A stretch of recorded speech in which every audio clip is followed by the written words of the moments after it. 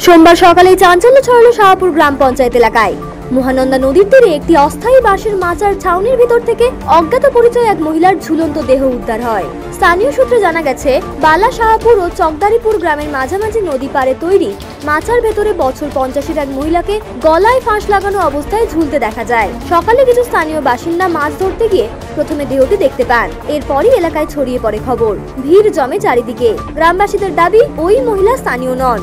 রবিবার তাকে আশেপাশে ঘোরাফেরা করতে দেখা গিয়েছে। তাদের ধারণা তিনি মানসিক ভারসাম্যহীন ছিলেন। তবে এটি আত্মহত্যা নাকি অন্য কোনো রহস্যজনক মৃত্যু তা নিয়ে ধোঁয়াশা তৈরি হয়েছে। খবর পেয়ে মালদা থানার পুলিশ ঘটনাস্থলে পৌঁছে দেহ উদ্ধার করে ময়না তদন্তে পাঠায়। মৃতার নাম, পরিচয় এবং মৃত্যুর প্রকৃত কারণ জানতে তদন্ত শুরু করেছে পুলিশ।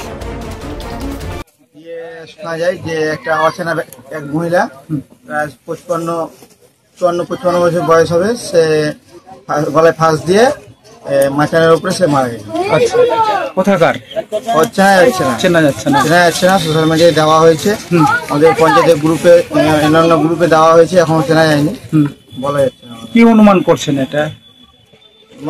যত সম্ভব এলাকার লোক বললো কালকে নাকি মহিলাটা চান করেছে, এখানেই চান করেছে, ঘোরাফেরা করছিল, একটু পাগল টাইপেরই আছে, যত সম্ভব বোঝা যাচ্ছে এলাকার লোক যা বললো।